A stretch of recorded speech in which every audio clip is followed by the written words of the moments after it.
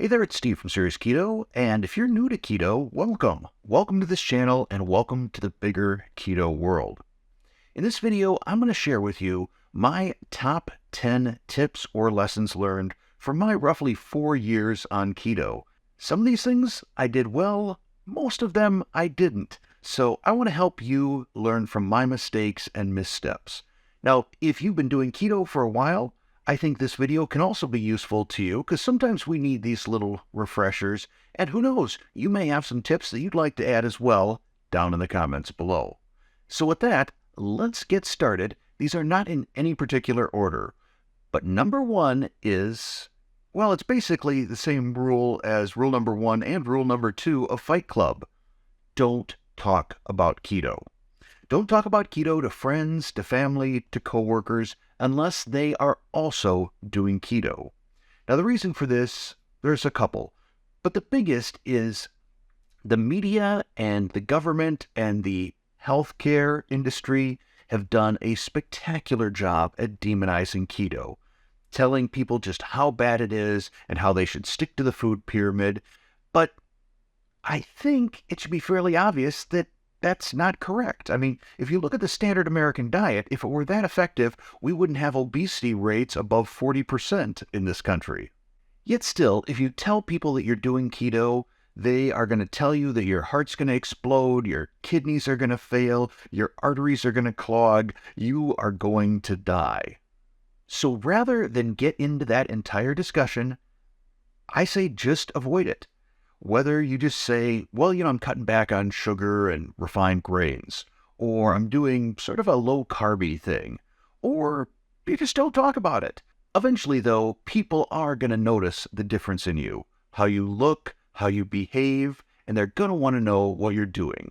And at that point, you are now living, walking, talking proof of the effectiveness of keto. And then you can make the decision if you want to get into that potential argument with people about whether or not keto is good or bad. But I would say initially, I would steer clear of it because people are going to give you grief. Number 2, take a before picture. You want to take a picture of yourself. Well, you may not want to, but you should. Take a picture of yourself in the biggest state of undress that you can manage. So whether that's a swimsuit or a sports bra or just a pair of shorts or something like that, take that picture straight on and from the side. Yes, it's probably going to be embarrassing. I wish I had taken a picture at my very heaviest weight because it is great to look back at and see the progress that you made. I'm going to talk a little bit later about what I call non-scale victories, and your appearance is a big one. Please trust me on this. Take that picture. I know it's going to be embarrassing. I know you're not going to want to look at yourself. If you feel disgusted, that's probably a sign that it's time to take that before picture. You will be so glad you did in the future that you can share your before and after pictures with people. Take that picture. Number 3, prepare yourself for a wardrobe change. I lost somewhere above 75 pounds doing keto, and that's a lot of inches around the waist. That's a couple of shirt sizes, and you should probably start budgeting for that. Be prepared.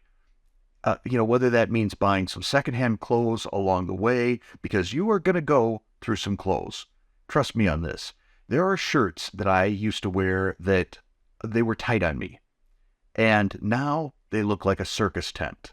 So in addition to budgeting for clothes, I would also recommend take that fattest, biggest, whatever, whether it's a shirt, a jacket, a dress, a pair of pants, don't give that one away. Keep a couple of those, again, for that after picture. The one where you're holding the waist of your pants way out here. Trust me, save one pair of clothes. Number 4 is a mistake that I made a lot. When I first started keto, I got a bunch of different keto cookbooks, and lots of them at the beginning would say, here's what your keto pantry should contain. And I went and I bought it all. And there are things in my keto pantry from 4 years ago that I haven't used. My advice instead is start looking at some keto recipes, watch some keto cooking videos, and see if there are certain common ingredients that you would use in these recipes that you like.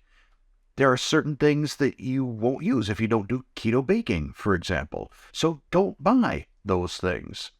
There is an abundance of different sweeteners and keto-based flours, like nut-type flours and things like that. It's very, very easy to kind of get confused and start filling up your pantry and wondering, why did I buy this again?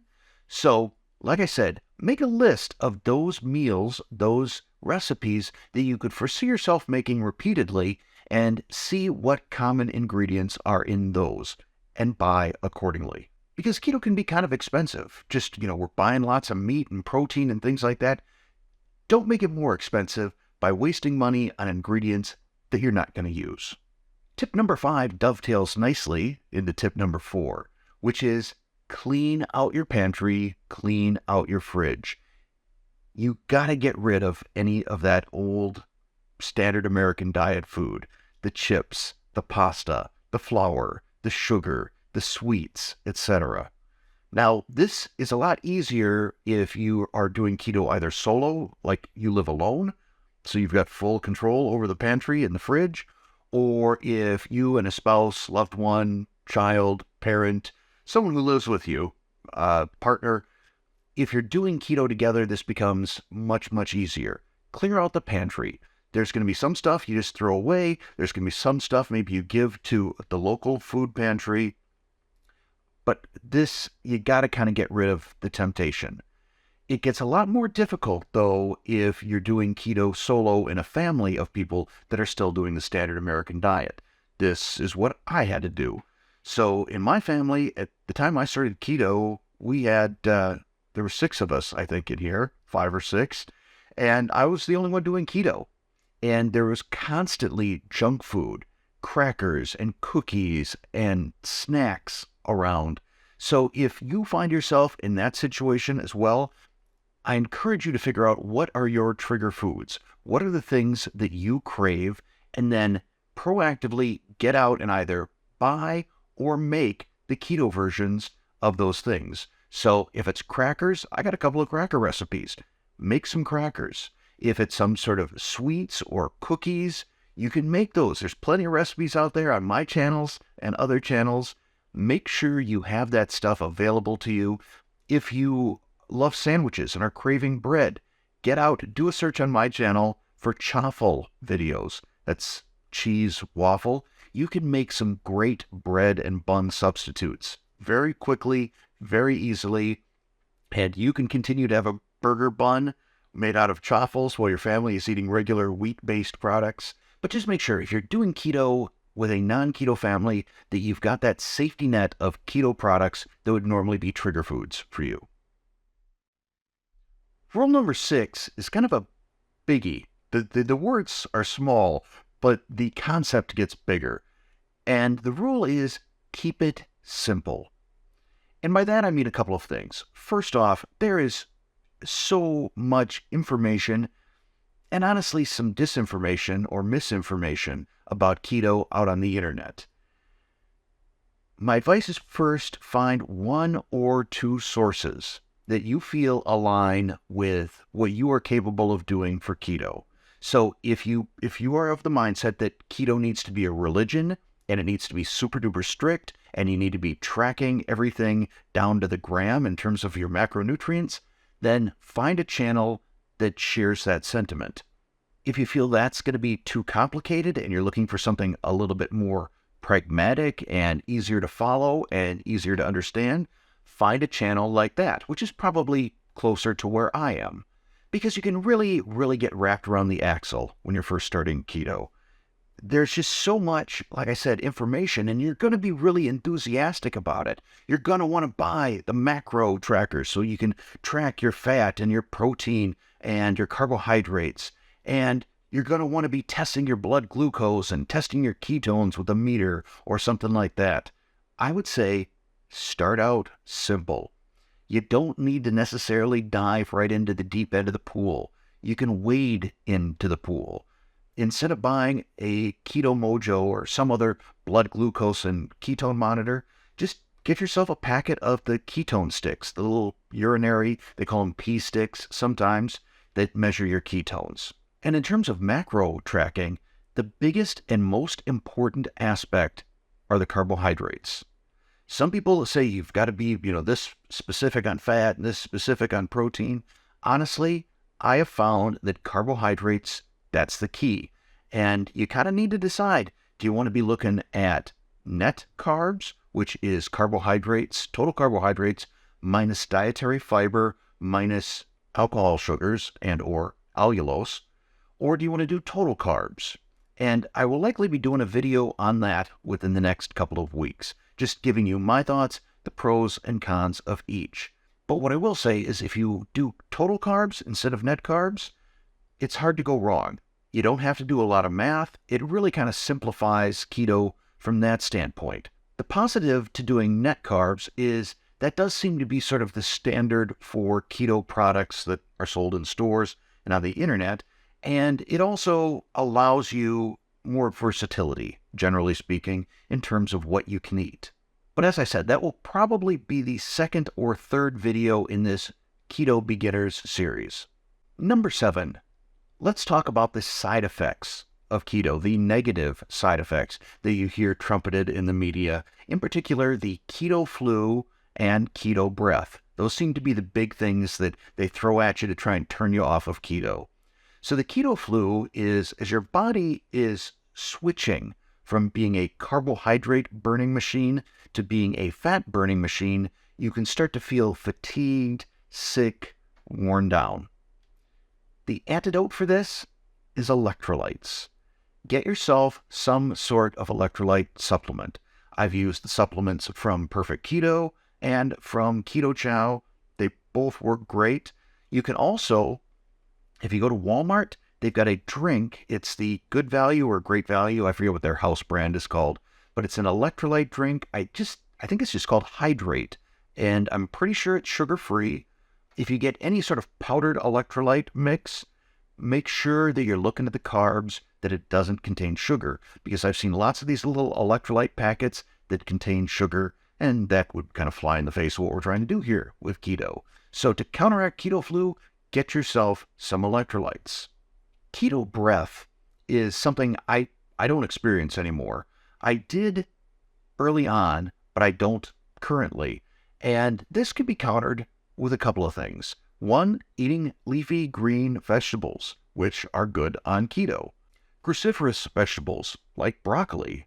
Or you can just buy yourself some chlorophyll tablets, and you take a couple of those a few times a day, and basically what you're doing is you're deodorizing from the inside out. So both of these two horrible keto side effects are pretty easily mitigated. Number 8, focus on the goal, not on the methodology. And by that, what I mean is the goal here is to be in ketosis. Some people get so focused on the methodology, on the macro tracking or the glucose monitoring or intermittent fasting or some other concept of keto that they lose focus on what is the real goal. And the real goal is to be in ketosis. If you are in ketosis, you are burning fat as your fuel. That's what we want. And how to get there and the amount of carbs that we can eat is going to be different for different people. Some people can handle more. Some people need to be more strict. Keto is not one size fits all. So it may take a little bit of experimentation to determine what is your carb threshold for you to be in ketosis. But the reason I bring this tip up is because I feel that if anyone is trying to sell you keto as a one-size-fits-all, there's one way to do keto and only one way to do keto. If you're hearing that from somebody, I would say find a different channel, find a different source of information, because there's also a good chance that these people are trying to sell you something as well. They want to sell you their plan or their supplements or something like that. Number 9, the scale can be your friend or it can be your enemy. There are going to be days when you step on the scale and what you see is just going to make you giddy. You're going to be amazed at the weight loss that you're achieving. There are going to be other days that you step on the scale and it's not going to move. Or worse, it might go up. So how often should you weigh yourself? I weigh myself daily, and I find myself going through some of these peaks and valleys. If you feel you're psychologically tough enough, then I would say go ahead, weigh yourself daily. Otherwise, weigh yourself weekly. But also be aware that the scale is not the end-all be-all. Your body composition is changing. I have had numerous viewers tell me, the last 6 months, the scale's barely moved, but I've gone down 2 dress sizes. You're also going to physically feel some non-scale victories. You're going to feel inflammation go away. If you don't know what inflammation is, you will once you start doing keto, because you'll recognize that you feel so much better. Your knuckles feel better, your knees feel better, your back, your hips, etc. You're going to find a lot of little health benefits that start coming with keto and with eliminating sugar and these processed grains from your diet. So remember, the scale is not the end-all, be-all. Number 10 is something that I've kind of touched on a couple of the earlier numbers, which is beware of dogmatic people on keto. The people that are absolutely militant and self-righteous and just love telling people that they're doing keto wrong. This is not what I think we should be doing in keto. I've said this in some of my videos in the past, which is we need to pitch a bigger tent. We need to be more welcoming of people into keto. We need to be more pragmatic about how we practice keto. You will find out on the internet there are a lot of ingredient police and keto police. And I call them police because they want to get in there, they want to give you a citation. They want to tell you that you're doing it wrong. I differentiate that from keto advisors or ingredient advisors, where people who they'll provide you information about an ingredient or a given type of keto food or some aspect of keto, and then let you go and further investigate it and make up your own mind. If you're looking for a couple of good sources for pragmatic keto, besides this channel, I recommend 2 books. One is The Obesity Code by Dr. Jason Fung. This is very much a explanation as to why keto works sort of book, and the role of insulin in your body and why we get fat or obese. It's a great book. I really love it. I think the world of Dr. Jason Fung. The second book is End Your Carb Confusion by Dr. Eric Westman. Another fantastic book. It's a super easy read. It's very down to earth. It is very pragmatic. And it really gives a very simplified explanation as to how to do keto. Now, down in the description below, I will link to both of those books. I will also link to the electrolyte supplements that I talked about. You may be able to find something cheaper at Walmart or your local drugstore or something like that, but I will link to the ones that I use down in the description below. And as I said at the beginning of this video, if you are also a seasoned keto person and you've got some tip, trick, something you wish you'd known or done earlier in your keto journey, let us know down in the comments below. But that's going to be it for this episode. Next episode in this series, I will likely cover the whole navigating keto products and keto labels and ingredients lists. So I hope you found this video interesting or helpful. If you did, please click that like button. If you're not a subscriber already, tap that subscribe button, then hit the bell to turn on all notifications. And if it was really helpful, click that thanks button, buy me a cup of coffee. And thanks for watching.